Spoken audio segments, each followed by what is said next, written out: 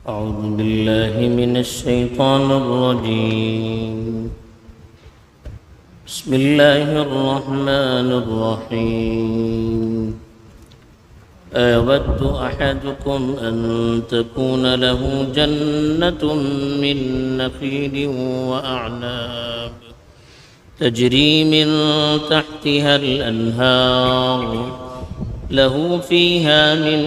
كل الثمرات وأصابه الكبر وله ذرية ضعفاء فأصابها إعصار فيه نار فاحترقت كذلك يبين الله لكم الآيات لعلكم تتفكرون. الحمد لله رب العالمين والعاقبة للمتقين والصلاة والسلام على سيد المرسلين خاتم النبيين محمد وعلى آله وصحبه أجمعين. أما بعد. پچھلی کئی آیتوں سے اللہ کے راستے میں خرچ کرنے کے سلسلے میں مثالوں سے وضاحت کی جا رہی ہے. جو لوگ اخلاص کے ساتھ اللہ کے راستے میں اللہ کی خوشنودی کے لیے اور اللہ کے پاس ثواب کی امید سے خرچ کرتے ہیں، ان کی بھی مثال پچھلی آیت میں دی گئی تھی. اور پیچھے اللہ کی راہ میں خرچ کر کے احسان جتلانے سے روکا گیا تھا، تکلیف دینے سے روکا گیا تھا، شہرت اور دکھلاوے کے لیے خرچ کرنے سے روکا گیا تھا. اب جو آیت تلاوت کی گئی ہے اس میں مثال سے ان لوگوں کو متنبہ کیا جا رہا ہے جو اللہ کے راستے میں خرچ تو کرتے ہیں لیکن ریا کی وجہ سے، دکھلاوے کی وجہ سے، یا لوگوں پر احسان جتلا کر یا لوگوں کو تکلیف دے کر اس کے ثواب کو ضائع کر دیتے ہیں. اس کی مثال یہاں پر اللہ تعالیٰ نے ایک باغ سے دی. ایک آدمی کا باغ ہے، کھجور کا باغ ہے جس میں انگور بھی ہیں، درمیان میں نہر بھی جاری ہے جس کے پانی سے باغ کو سیرابی حاصل ہوتی ہے، باغ سیراب ہوتا ہے اور ہر قسم کے میوے وہاں پر موجود ہوتے ہیں جس کی وجہ سے اس کا گزارا ہوتا ہے. پھر وہ بوڑھا ہو جاتا ہے، اس کے چھوٹے چھوٹے بچے بھی ہوتے ہیں اور وہی باغ ان کے لیے ایک امید کے طور پر ہوتا ہے جو ان کے لیے گزارے کا بھی سبب بنتا ہے. جب وہ بوڑھا ہو جاتا ہے اور کام کا اہل نہیں رہتا، اس کے اندر کام کی طاقت نہیں رہتی، بچے بھی چھوٹے چھوٹے ہوتے ہیں، تو اچانک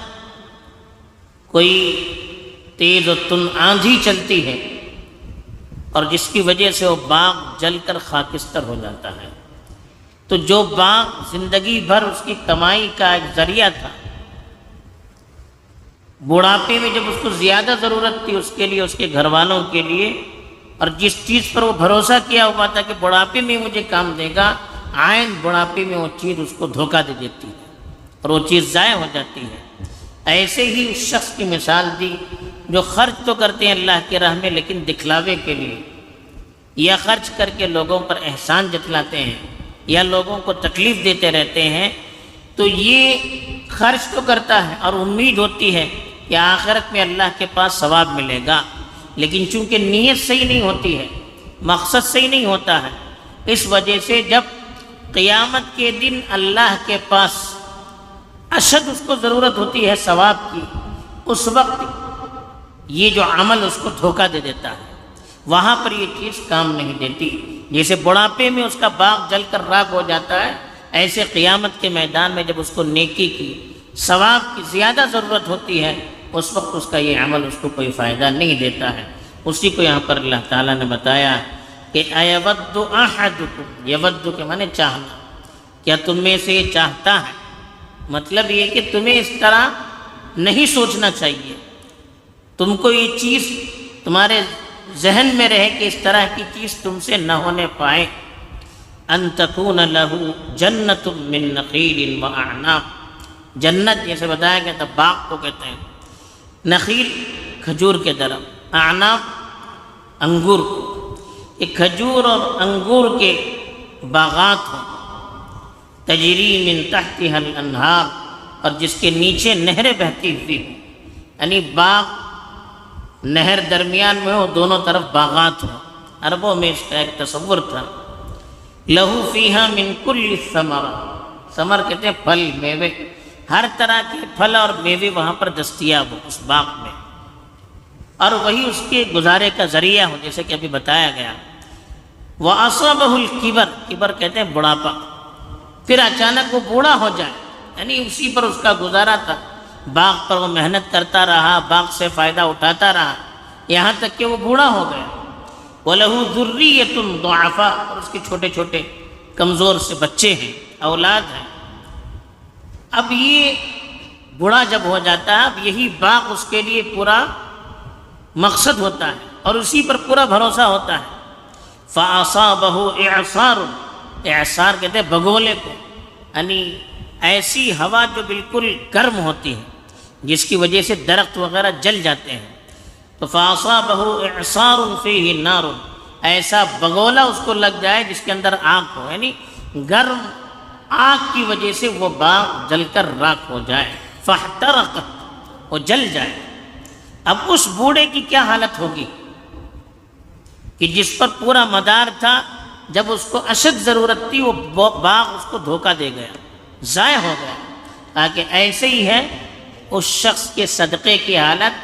جو خرچ تو کرتا ہے لیکن نیت صحیح نہیں ہوتی ہے، مقصد صحیح نہیں ہوتا ہے، انداز اور طریقہ صحیح نہیں ہوتا ہے، تو قیامت میں جب ثواب کی زیادہ ضرورت ہوتی ہے اس کو کوئی ثواب نہیں ملتا ہے، مال بھی دنیا میں ضائع ہو گیا اور اجر ثواب سے بھی وہ محروم رہتا ہے۔ تو اسی لیے اللہ نے فرمایا كَذَلِكَ يُبَيِّنُ اللَّهُ لَكُمُ الْآيَاتِ، اسی طرح اللہ تعالیٰ تمہارے سامنے نشانیوں کو کھول کھول کر بیان کرتا ہے۔ بین یبین کہتے ہیں کھول کھول کر بیان کرنا، لعلکم تتفکرون، شاید کہ تم غور کرو، سوچو، یعنی اس طرح کی مثالیں بیان کیوں کرتے ہیں اللہ تعالیٰ، ہم غور کریں اور صدقہ کرتے وقت، اللہ کی راہ میں خرچ کرتے وقت اپنی نیت کو ٹٹولیں کہ ہمارا مقصد کیا ہے، ہم اللہ کو راضی کرنے کے لیے کر رہے ہیں یا اپنی شہرت کے لیے، ناموری کے لیے خرچ کر رہے ہیں، یا خرچ کر کے جس کو ہم نے دیا ہے